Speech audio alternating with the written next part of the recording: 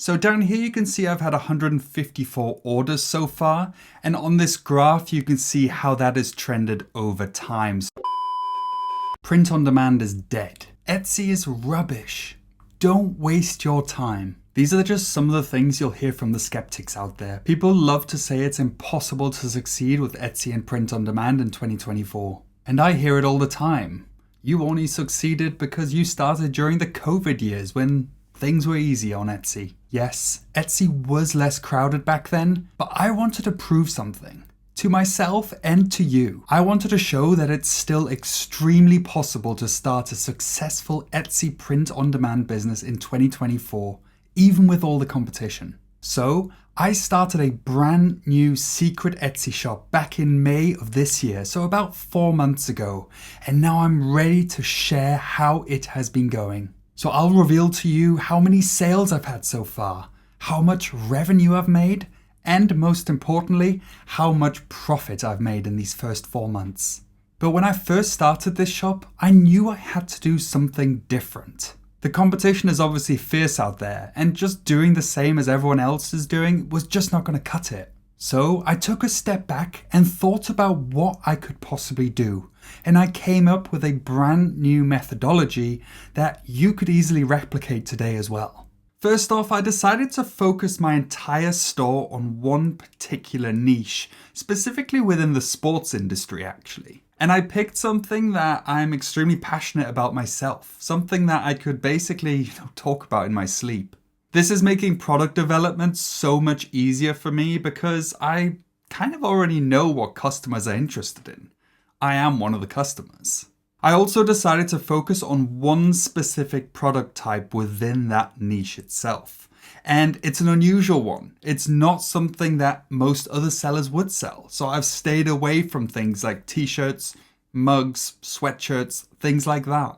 And in particular, I'm focusing on giftable items, ones that make great gifts. Etsy has recently been pushing its own branding to becoming more of a gifting platform, and I believe they're going to continue making this push. And seeing as we're selling on Etsy, it's probably a good idea to stay in their good books, right?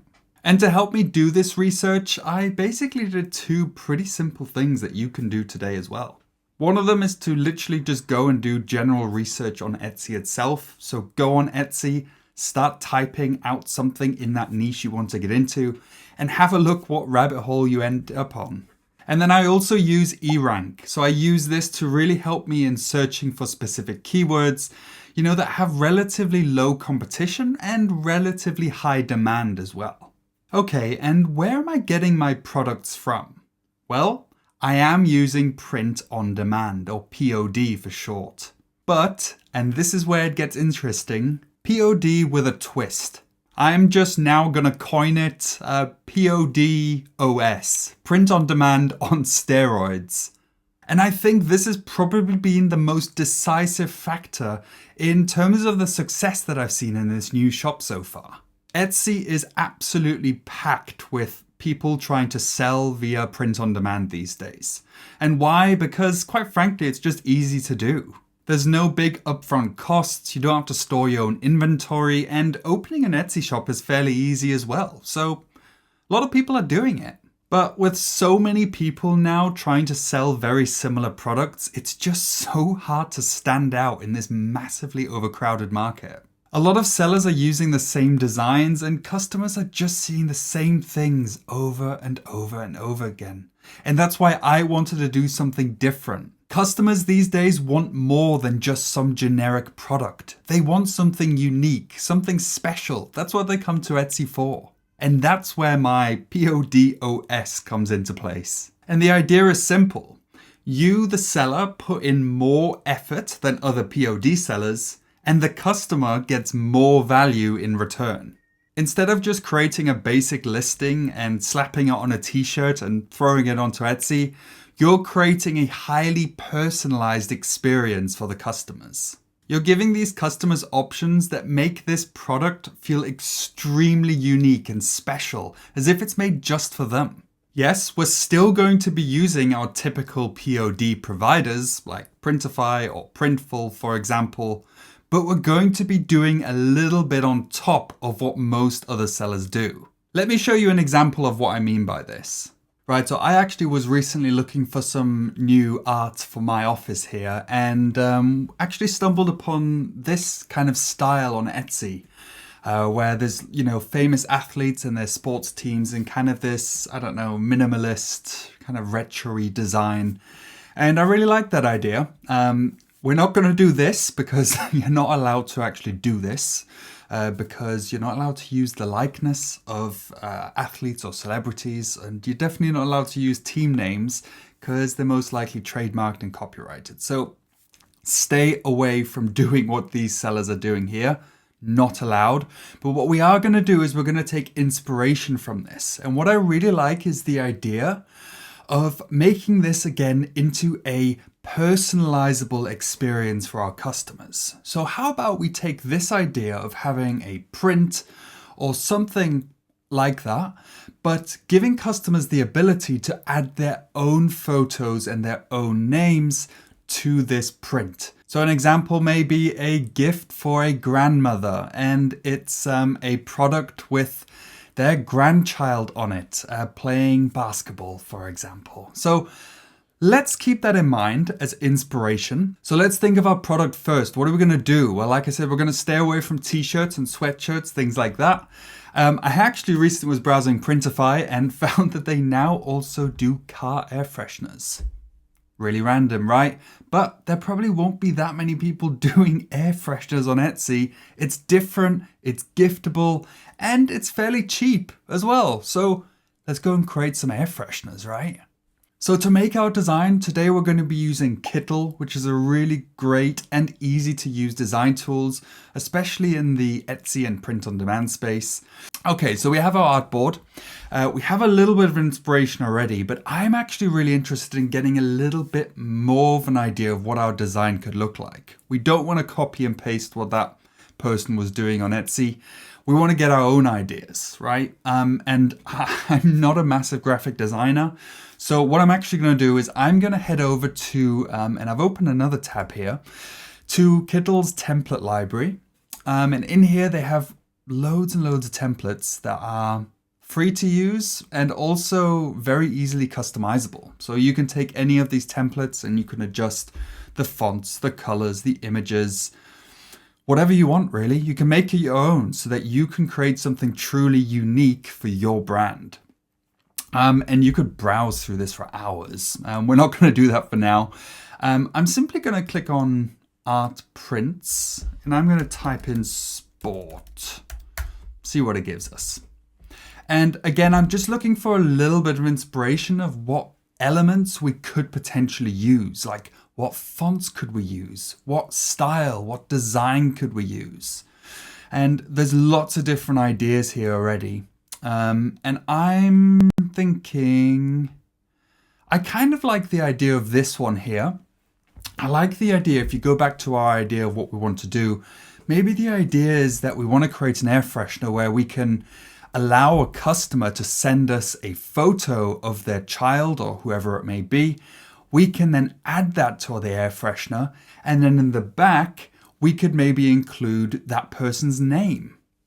Sounds kind of cool, right? Again, this is where the PODOS comes into play because it takes a little bit more work, right? It's not just creating a standalone design, slapping it onto a shirt, and then uploading it. Each time someone places an order, you need to go through a little bit of a process of customizing and personalizing that product for them. So it takes a little bit more effort. So let's go ahead and do that. I'm going to click onto that design. And at the moment, I'm particularly interested just in the font in the background here. I think this is a really cool font. So I'm going to select this and I'm simply going to copy this. I'm going to go back to our original artboard and I'm going to paste it in here. And now we can see this win-win-win is pasted into here, which is great.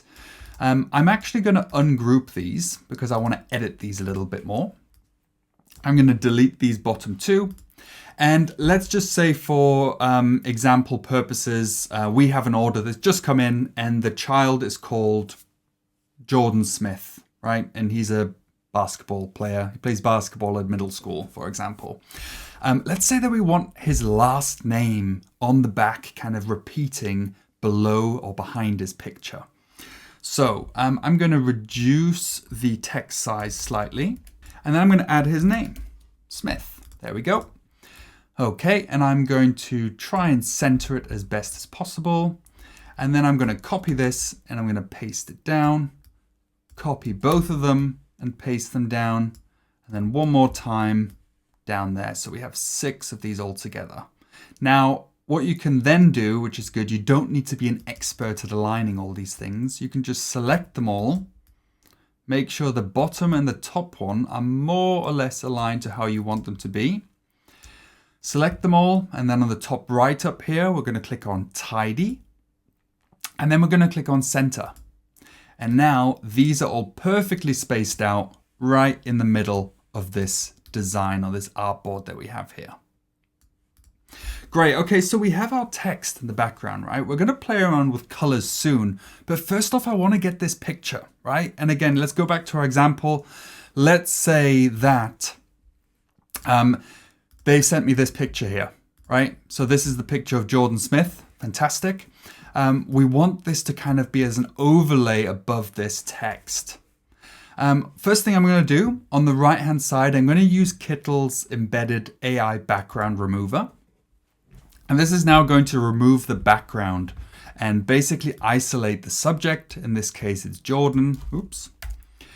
And if I place this over this, I think this already looks pretty cool, right? So I actually don't need to do anything different at this point. This is something that I'm sure customers would be interested in potentially buying, which is fantastic. You could, however, also go a step further and start adding some artistic effects to this to really make it pop and stand out. Let me show you what I mean. So I'm going to take this image of Jordan here, and I'm going to click on Image Vectorizer. Now, basically a normal image usually consists of little tiny pixels. When you vectorize an image, it turns those pixels into different shapes that are, endlessly scalable, and also you can use them to recolor the actual design as well. Let me show you what I mean. Let's say that I want to take 2 colors. So I want to vectorize this into 2 colors. As you can see, this has now created an artistic effect of Jordan Smith. And I think this looks really cool. It looks kind of minimalist, which I like. It looks kind of artsy. People like this kind of design. And the really cool thing now is that I can actually recolor this image of Jordan Smith to create some really aesthetically pleasing designs. So over here on illustration colors, I could, for example, change this kind of light brown shade to be a different color. So maybe I want to change the color to the color of the team he's playing for. So maybe he plays for a team with an orangey type of, logo, for example. I could do that. Another thing you could do is you could change the colors of this entire artboard. So I could click on the little artboard at the top here. And then I could either change all of the colors manually, including the color of the font and the background, for example. Or, and this is a great feature in Kittle, you could click on Browse Color Palettes. And then there's a lot of different color palettes already built and baked into here that basically let you create aesthetically pleasing designs using the color palettes that they have available. So for example, we could take this retro summer, which, makes Jordan in this kind of light red. The background is in this kind of burgundy kind of red. I like this. This is kind of cool. So if you're serious about Etsy and print on demand, but you're rubbish at designing just like me, I'll definitely recommend going to give Kittle a try. There is a link in the description below where you can get access to the free plan. They do also have a pro and an expert plan available, which gives you access to the whole shebang of everything they offer. You can use the link below as well for that to actually get 25% discount on either their monthly or their paid plans. So it's definitely worth going to check out. Go do that after watching this video. Something you could do to go even a step further after this is you could, for example, pick out 10 different color options and 10 different font options, and you could present those to the customer or the potential customer in your listings. So you could create photo cards with the different colors available and the different fonts available, and then let customers pick and choose what colors and what fonts they would like to appear on their air freshener in this case. Again, we're creating a truly personalizable experience, one that obviously takes a little bit more effort on your end, but increases the value of what you're trying to sell to the customer. And then if we go back to Printify and we upload this design, we've now uploaded it onto our air freshener. I might be biased, but I think that looks pretty good. I like that. I think this is something customers would be interested in. It's creating, again, this very personalized experience and going a step further than other print-on-demand sellers likely are. You can get ahead of the game by taking on this PODOS approach. All right, I've been rambling on long enough. Let's have a look at how my new shop has been doing over the first 4 months since May of this year. And to do that, we're going to be using Profit Tree, which is the tool that I use to manage all of my shop finances, to really understand, how much profit I'm actually making and how that's trending over time. And as I said earlier on, this shop's been live for about 4 months or so now, since May of this year, 2024. I've toggled this to show me all of the data year to date, and I've clicked on orders. So down here you can see I've had 154 orders so far, and on this graph you can see how that has trended over time. So you can see here in May, I had a couple of orders, 2 orders in fact, and then this has started to trend upwards since then. So 11 in June, 32 in July, and then in August I had 63. Trending a bit lower now in September, but I do believe it's because it's the end of the season for this sport, so kind of understandable. But as you can see here, I've had 154 sales over the first 4 months of my shop being active. In terms of sales, the actual number and profit, we can see up here that overall this year so far, I've had about £4,500 in actual revenue, and this is actually translated to just about £2,000 in terms of actual operating profit. And that is the profit after shipping, after Etsy fees. That is the profit that I am getting in my bank account. I think £2,000 for the first 4 months of this shop being live is not bad, if you ask me. Another couple of things for me to point out is that I've not really spent that much on ads so far. I've spent just about £40, not really put a lot of effort or emphasis on the ad side of things. I've really relied on the organic side of my products. Seeing that there's relatively low competition, relatively high demand, I've really put all of my emphasis on creating amazing listings with really strong SEO. And another really interesting thing that I do want to point out is that if I go over here to the listings tab, I can see all of my current listings in this store. And I actually only have 6 listings. 6 listings, and I've had 154 sales. And as you can see here, my top listing has actually brought in 121 of those sales so far. So most of my income is actually only coming from one listing that's really just hit the nail on the head. And now the point of this was not to show off to you or anything like that. It's really just to prove that Etsy is still around, it's still alive, and it's definitely still possible to starting a new Etsy shop in 2024 and will be going into 2025 as well. Now, I'm sure you have loads of questions around what I've been doing here with this new shop, so would love it if you just drop them in the comments below. Let me know what are those big, urgent questions that you have now at the end of this video, and I'll try my best to respond to every single one of them. And before you ask, no, I'm not going to be telling you my store name. There's way too many copycats out there on Etsy. I'm not going to risk that in any way possible, so don't ask me for my store name. I'm going to keep that to myself for now. I will be posting more regular progress updates in terms of how my shop's been doing as I continue to grow and continue to ramp it up. So if you want to be sure to catch those videos, be sure to subscribe below. And whilst you're at it, and if you found this video useful in any kind of way, feel free to hit that like button as well.